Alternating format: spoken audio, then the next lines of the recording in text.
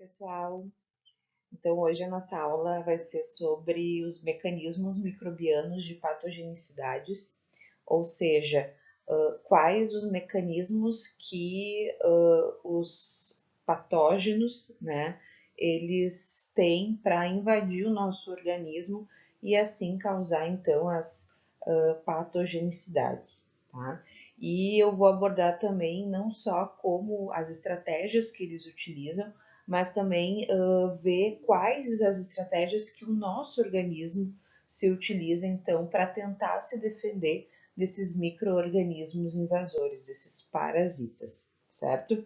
Então, a aula vai ser sobre esses dois mecanismos. Então, nas nossas aulas de anatomia, lá no sistema linfático e entre outras aulas dos nossos sistemas, por diversas vezes eu falei que nós temos mecanismos de proteção, né, desenvolvidas pelo nosso próprio organismo. Então, a gente tem, por exemplo, todo o nosso sistema imunológico, né, com as suas células de defesa capazes de nos proteger caso a gente tenha alguma invasão por microorganismo, alguma toxicidade, algum veneno, né, algum tipo de alergia. Então, nós temos células especializadas para fazer esse combate, tá? Não temos só um sistema imunológico, vocês vão ver, inclusive, nessa aula, outras estratégias que o nosso corpo tem, que o nosso organismo tem, de tentar, então, fazer com que a gente tenha uma defesa contra, né, parasitas que possam nos invadir, tá? Então, o que seria patogenicidade? Seria o microorganismo capaz de causar alguma doença, tá? E quando é que ele consegue causar, então, uma patogenicidade? É quando ele consegue passar, então, por todas essas nossas defesas, né? E, consequentemente, então, causar a doença. Então, a gente vai primeiro ver essas barreiras que o nosso organismo ele tem, né, para nos proteger.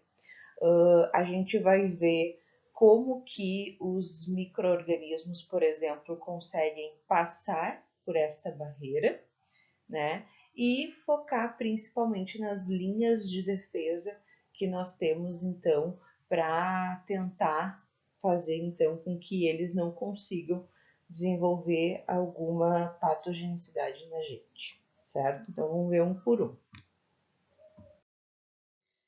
Então, aqui, pessoal, são as portas de entrada que os micro-organismos eles podem infectar, então, um hospedeiro, tá? Então, para causar alguma determinada doença, a maioria dos patógenos eles devem obter algum acesso ao hospedeiro, né? Por exemplo, se aderir aos tecidos do hospedeiro, eles têm que penetrar ou invadir as suas defesas e assim, consequentemente, né, causar lesões nos tecidos do hospedeiro, né? Porém, tem alguns micro-organismos que não causam doença, né, por alguma lesão diretamente aos tecidos. Ao invés disso, a doença ocorre devido, então, a um acúmulo, por exemplo, de uma toxina microbiana, por exemplo, que eles liberam, né? Então, os patógenos eles podem infectar o organismo por meio de várias vias, tá? Que é o que a gente denomina então de portas de entrada. E aí a gente tem três: a gente tem as membranas mucosas, a pele e a via parenteral. Então a gente vai ver uma por uma o que cada uma significa, certo? Então, a nossa primeira via, então, é pelas membranas mucosas, tá? Então, muitas bactérias e vírus, eles têm acesso ao nosso corpo penetrando, então, por essas membranas, tá? Que muitas vezes revestem ali, como a imagem está mostrando, os nossos tratos respiratórios, né? Também o gastrointestinal, os nossos órgãos genitais, ali como mostra o olho, né, a conjuntiva ocular, certo? Então, a maioria dos patógenos, eles penetram através das membranas mucosas, né, dos tratos gastrointestinal e respiratório, tá? O trato respiratório, gente, ele é uma porta de entrada mais fácil, tá? E é que é mais frequentemente utilizadas pelos micro-organismos infecciosos, já que a gente já viu que as bactérias e os vírus, eles estão no ambiente, né? Então, esses micro-organismos, eles muitas vezes eles são inalados pelo nariz ou pela boca, né? E eles geralmente, quando eu digo que eles estão no ambiente, é porque eles estão em gotículas de umidade, né? Em partículas do pó, e aí eles acabam então penetrando, né? Sendo na verdade inalados pela gente, tá? Então, essas doenças que são contraídas, né, através, por exemplo, do trato respiratório, inclui o resfriado, né? Pode ser a pneumonia, pode ser, por exemplo, tuberculose, a gripe, né, sarampo, são exemplos de doenças que a gente pode, então, contrair através, então, do nosso trato respiratório, tá? Existem também alguns micro-organismos que podem ter acesso ao nosso trato gastrointestinal, né? Ou seja, através de alimentos ou de águas, né? Ou até mesmo dos dedos, né? Que passa pela nossa boca que estão contaminados, né? Então, a maioria dos micro-organismos eles podem penetrar no nosso corpo, né? Só que aí vai existir algumas barreiras para que eles não consigam se proliferar ou de repente liberar alguma substância tóxica. E mais ali na frente, nos outros slides, eu vou focar mais nisso, tá? Em relação, por exemplo, aos nossos órgãos genitais, também é uma porta, né, para vários patógenos, que aí no caso são sexualmente transmitidos, né? E aí vão alguns micro-organismos causar o que a gente conhece como as DSTs, né? Então, a partir do momento que eles penetram na nossa membrana mucosa que reveste esses órgãos, então, isso vai fazer, então, com que a gente possa ter, então, essas DSTs, certo?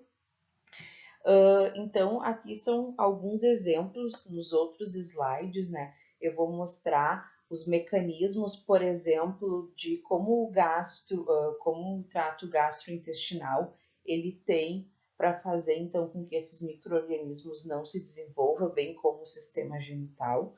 Então, aqui é mesmo só para mostrar agora de exemplo, tá? Gente, aqui é a via parenteral, tá? Mas antes de eu focar nela, deixa eu só fazer um parênteses por uma via que eu coloquei lá, que é a pele, mas eu não coloquei slide, tá? O que seria a pele, tá, gente? A pele é o maior órgão do nosso corpo, tá? Em questões de superfície, né? E é uma das principais defesas contra diversas infecções que a gente possa ter, tá? Então, a pele na sua íntegra, né? Ela é impenetrável, né? Para a maioria dos micro-organismos, né? Porém, existe alguns acessos, né, ao nosso corpo, né, ao nosso organismo, através de algumas aberturas. Por exemplo, os folículos, ai, me fugiu o nome, os folículos pilosos, tá? Os ductos das glândulas, por exemplo, sudoríparas, que são aquelas que vão excretar o suor. Então, essas aberturas, né, são uma porta de entrada para esses micro-organismos, tá? Além disso, gente, a gente não pode se esquecer, na aula passada, inclusive, eu até trabalhei com vocês as doenças, as verminoses, e eu mostrei, por exemplo, que tem alguns vermes que conseguem, então, perfurar nossa pele, que está teoricamente intacta, né? E assim conseguir entrar dentro do nosso organismo. Alguns fungos também proliferam, né? Mais a parte superficial ali, onde tem a queratina da pele, e aí acabam infectando, né? E fazendo, então, causando algumas doenças, geralmente mais na superfície, tá? Então, a pele, teoricamente, ela é sim uma das maiores defesas que a gente tem no nosso corpo, porém ela tem, né, essas partezinhas que eu já falei dos folículos, né, das glândulas, que fazem então ser uma porta de entrada para alguns micro-organismos, alguns nematóides, alguns fungos, certo? E por último, a gente tem a via parenteral, tá? Então, outros micro-organismos têm acesso ao nosso corpo quando são depositados diretamente no nosso tecido, né? Sobre a pele ou sobre alguma membrana mucosa, tá? Então, por exemplo, o mosquito. O mosquito ele consegue, né, através da picada, penetrar o vírus para dentro do nosso organismo. Ali, ó, a mordida do cachorro vai causar uma ruptura na nossa pele e as bactérias ou alguma coisa que contém na saliva ou nos dentes do cachorro podem passar para o nosso organismo. A própria vacina, que é feita através de micro-organismos, né? Ela consegue, esses micro-organismos, mesmo inativados ou atenuados, né? Eles conseguem penetrar no nosso corpo por causa, então, de uma ruptura que acontece na pele. Então, é uma rota que a gente denomina de via parenteral, né? Que pode ser injeções, picadas, cortes, ferramentas, as cirurgias, deixa eu ver, deixa eu me lembrar. Eu já falei cortes, enfim, pode ser diversos exemplos, tá? De ruptura da pele e aí, consequentemente, a pele por estar lesionada, né? Ela acaba os micro-organismos podendo entrar por ali, certo? E aí a pergunta que se faz é: a partir do momento que o micro-organismo ele consegue, então, através dessas portas de entrada, invadir o nosso organismo, será que mesmo ele invadindo vai ocorrer a doença? Bom, gente, para isso acontecer, né, a grande maioria dos micro-organismos eles terão que se proliferar ao ponto de causar, então, uma grande concentração, né, deles e aí, consequentemente, causar doença, né? Eles vão ter que ter uma capacidade de aderência, então não são todos que conseguem fazer este processo de se aderir aos tecidos, né? Tanto porque eu vou mostrar mais ali adiante as formas que nós temos, os mecanismos que a gente tem de defesa, e isso muitas vezes impossibilita essa aderência por parte desses micro-organismos nos nossos tecidos, nas nossas células, né? E as portas de entradas preferenciais. Então, existem micro-organismos que podem nos invadir, mas eles têm locais específicos no nosso corpo que eles vão conseguir se proliferar. Diferente disso, eles não conseguem, tá? Então, após haver essa invasão, eles ainda têm que conseguir penetrar, invadir, né, os nossos tecidos, as nossas células, se proliferar ou até mesmo produzir algumas substâncias tóxicas e nem sempre isso é possível, certo? Então, a entrada, né, do micro-organismo não significa, né, que ele vai de fato conseguir causar, então, a doença, tá? Vamos ver no próximo slide como é que isso acontece, como é que são o passo a passo que eles têm para desenvolver a doença. Pessoal, olha só, aqui a gente vai ver o passo a passo, tá, da patógenes microbiana, tá, gente?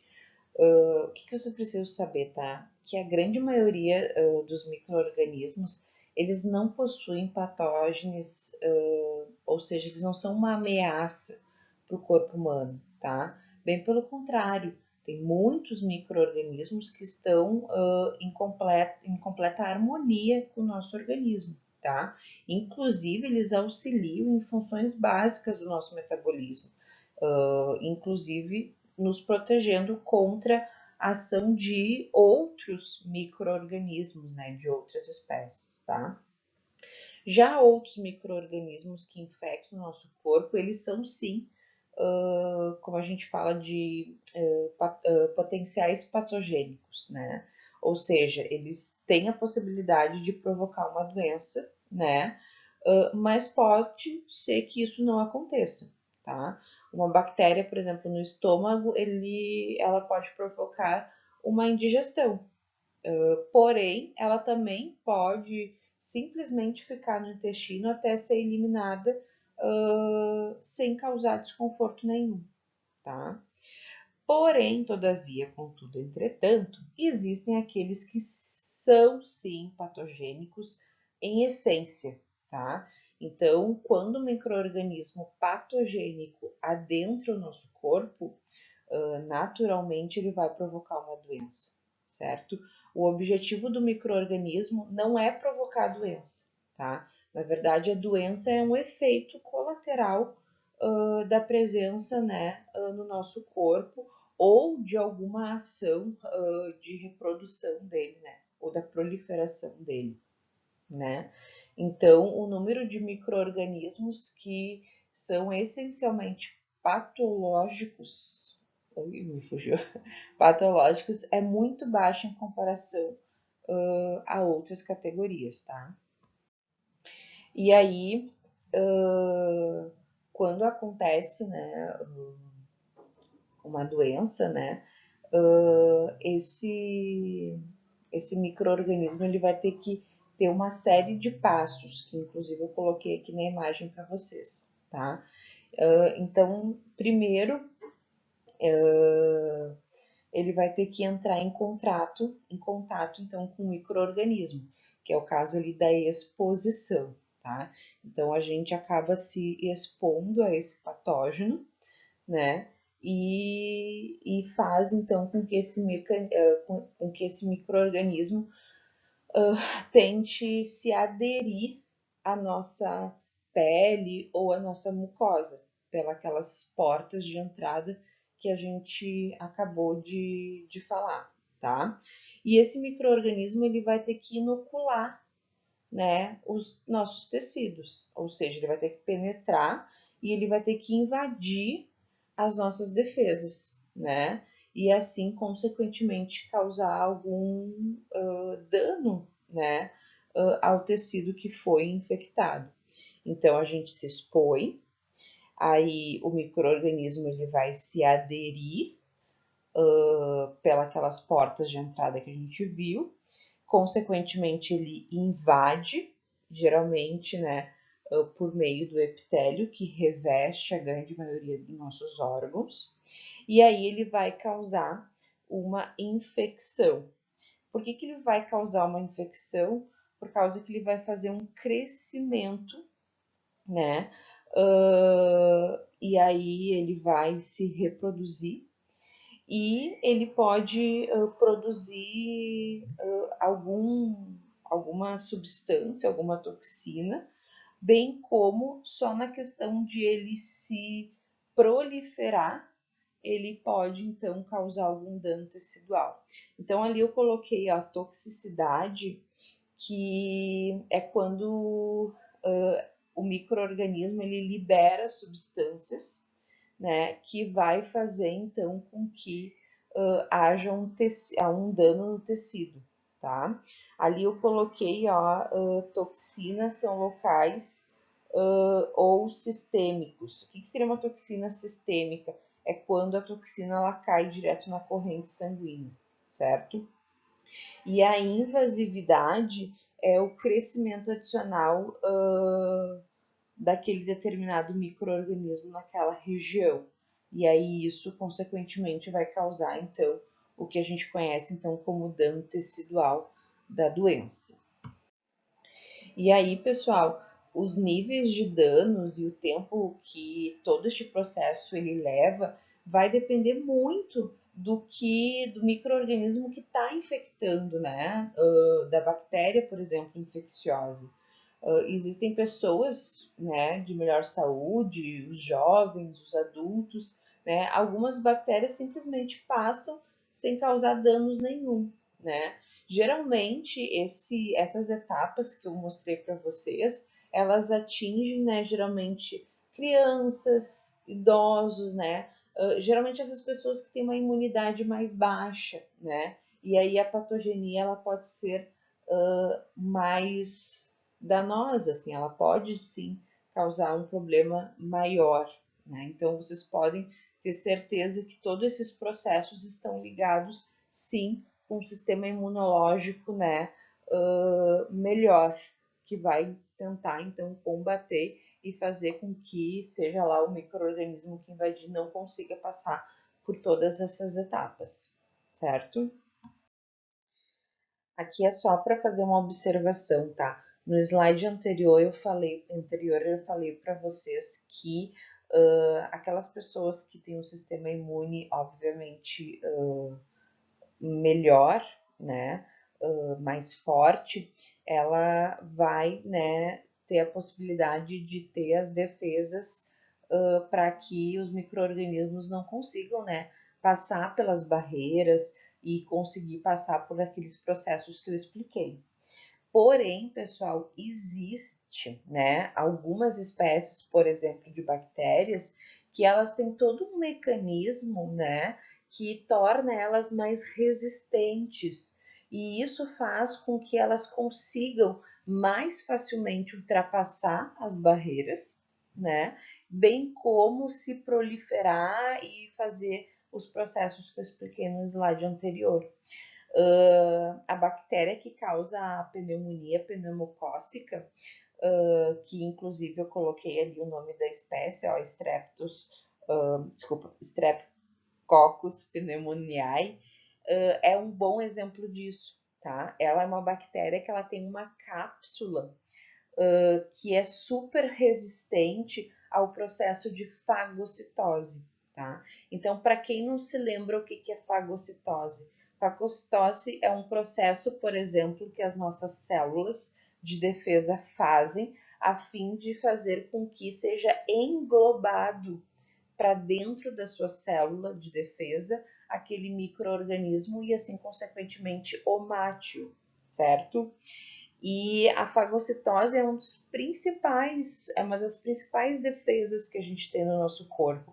Então, quando vem uma bactéria, por exemplo, que nem essa, que tem essa cápsula que vai impedir a fagocitose, então, por mais que tu tenha um sistema imunológico muito bom, tu vai continuar tendo problemas, então, de combater esse tipo de bactéria, gerando assim a possibilidade de ela se proliferar e causar então a patologia aqui, que no caso é a pneumonia pneumocócica, certo?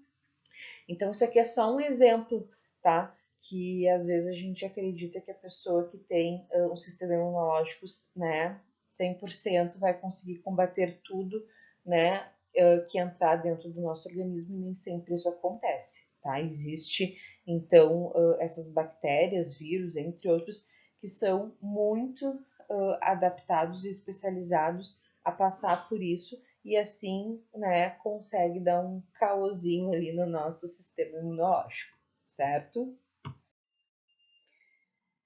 Agora a gente vai ver, ó, as nossas defesas, defesas do hospedeiro, ou seja, quais as estratégias que o nosso organismo tem para se defender desses micro-organismos, tá? Então eu coloquei as linhas de defesa ali separada, né? Pele, membrana mucosa, inflamação, febre, fagócitos, imunidade humoral e células, tá? Mas vocês vão ver que nos próximos slides eu vou falar dos fatores, eu vou colocar linhas de defesa. Então, vai ter a primeira linha de defesa, que vai estar associada, então, com a nossa pele, com a nossa membrana mucosa. A nossa segunda linha de defesa, que vai estar, então, associada com a inflamação, febre e fagocitose. E a nossa terceira linha de defesa, que é o nosso sistema imunológico, né? Onde a gente tem as partes ativas e passivas, natural e artificial, do nosso sistema imunológico, tá? Então, vamos desmembrar um por um ali nos próximos slides. Então tá, pessoal, a nossa primeira linha de defesa, então, é a nossa pele e a nossa membrana mucosa, tá? Então, essa função, né, que ocorre é graças ao resultado de fatores mecânicos, que a gente chama, certo? E também tem os fatores químicos. Os fatores mecânicos, gente, eles incluem as barreiras físicas, tá? Contra a penetração, como a gente já tinha visto ali no passo a passo dos micro-organismos, ou também pode ser nos processos que removem os micróbios da superfície do organismo, tá? Já os fatores químicos, eles vão incluir substâncias produzidas pelo nosso corpo que vão fazer a inibição, então, desse crescimento microbiano, tá? Então, de todos os fatores mecânicos, a gente pode, por exemplo, citar a queratina, tá? Que está presente na epiderme. A gente pode citar o muco das nossas membranas mucosas, que vão revestir o nosso trato gastrointestinal, o respiratório, o genital, né? A lágrima produzida, né, pelas nossas glândulas lacrimais. Ai, não me lembro mais exemplos. Tá, enfim, tá? E dentro dos fatores químicos, a gente pode citar o sebo, que vai ser produzido pelas nossas glândulas sebáceas, que é composto basicamente, né, de um tipo de ácido graxo que vai inibir o crescimento de algumas bactérias patogênicas, de alguns fungos, por exemplo, certo? Ou seja, então, pessoal, os fatores mecânicos são então essas barreiras físicas, tá? Pelos, cílios, aqueles que vão assim fazer a primeira linha de defesa, que geralmente os micro-organismos não vão conseguir passar então por essa barreira. Ó, dentro da primeira linha de defesa, a gente também tem os fatores químicos, como eu já tinha dito ali, né? Então, são substâncias produzidas, né, por nós que vai fazer com que não haja um crescimento microbiano. Ali eu botei, ó, já tinha falado do sebo e tal, mas ali o suco gástrico, por exemplo, no processo de digestão, o que acontece?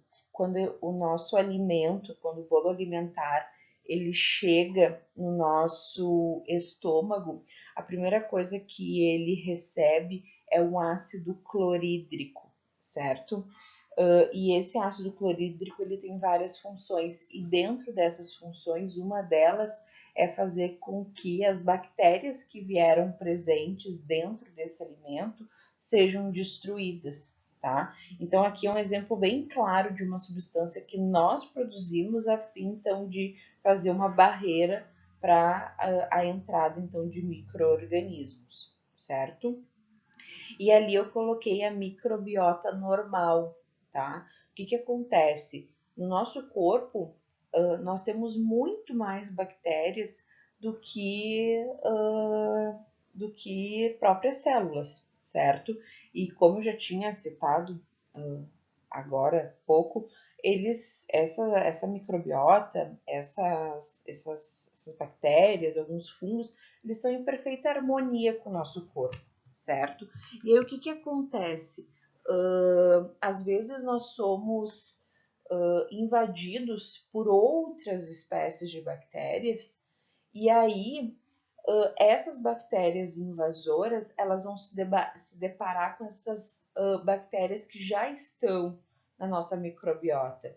E aí, como as nossas bactérias elas já estão adaptadas àquele ambiente, elas conseguem então fazer com que essas bactérias que invadiram não cresçam, não se proliferem e assim consequentemente morram. E aí permanece, né, a nossa flora normal, enquanto aqueles que iam causar algum tipo de patogenicidade acabam então morrendo.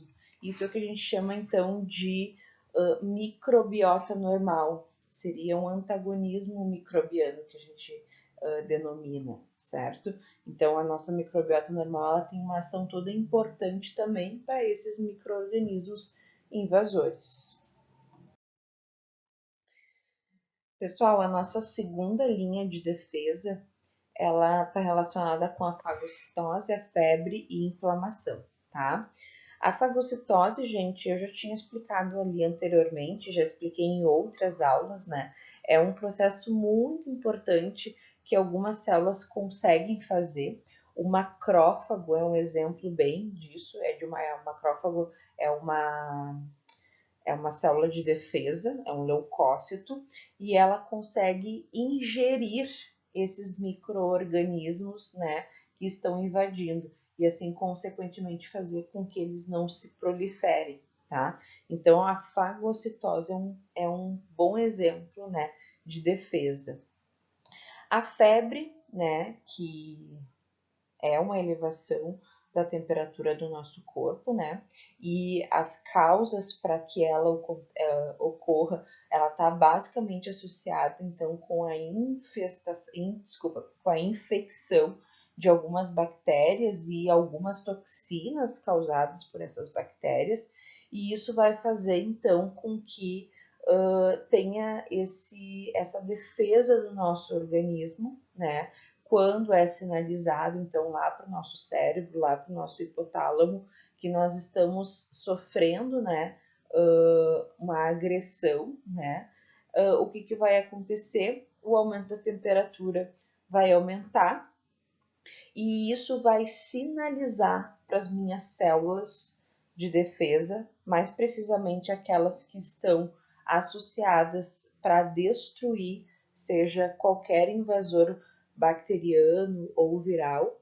E aí, essa febre ela é um sinalizador para que estes processos aconteçam.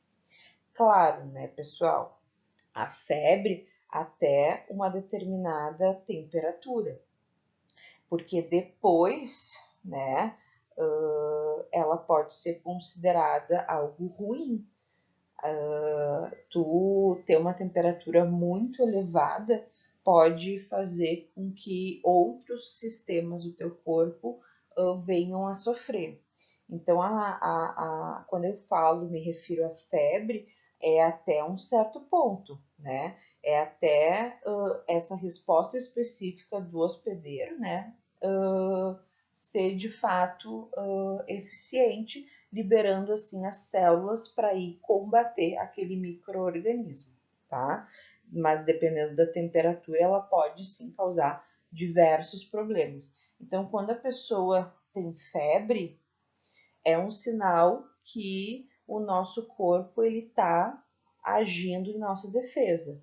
Mas se essa febre ela for persistente, principalmente cada vez maior, isso não é um bom sinal, é um sinal que a gente precisa se medicar para justamente fazer a diminuição da temperatura acontecer, porque senão vários outros sistemas do nosso corpo podem vir a ter problemas, certo? E a inflamação, tá? É uma lesão que vai ocorrer no tecido, né? E aí vai desencadear uma resposta que a gente chama de inflamação, tá? Se a causa da inflamação for, né, removida por algum período de tempo relativamente curto, a resposta inflamatória ela vai ser intensa, né? E aí a gente chama de inflamação aguda, tá? As principais funções do processo inflamatório, gente, é destruir o agente que está causando aquela lesão, tá? Então, se possível, seria destruir aquele micro. Se não conseguir, pelo menos destruir, pelo menos assim, tentar limitar os efeitos que ele pode causar no nosso corpo, tá? Então, durante a inflamação, vai ser ativada uma concentração bem grande de grupos de proteína do nosso sangue, tá? Para fazer, então, com que seja revertido, né, aquela agressão que a gente está sofrendo por parte do microorganismo, tá? Então ela vai, assim como a febre, gerar então uma resposta, né, para aquele determinado, mas aqui não é diretamente para o microorganismo, mas é mais para a agressão que ele está causando, então, naquele local onde está ocorrendo a inflamação, tá? Então, segundo a linha de defesa, nós temos esses três importantes processos acontecendo. E por último, mas não tão menos importante, nós temos a terceira linha de defesa, tá? Que está associada então com o nosso sistema imune adaptativo, né? Que é igual ao nosso sistema imunológico. E aí a gente tem uma imunidade que a gente chama adaptativa, que a gente classifica em essa imunidade adaptativa adquirida naturalmente e a adquirida artificialmente, tá? O que seria adquirida naturalmente? A gente tem duas formas, tá? A forma ativa e a forma passiva.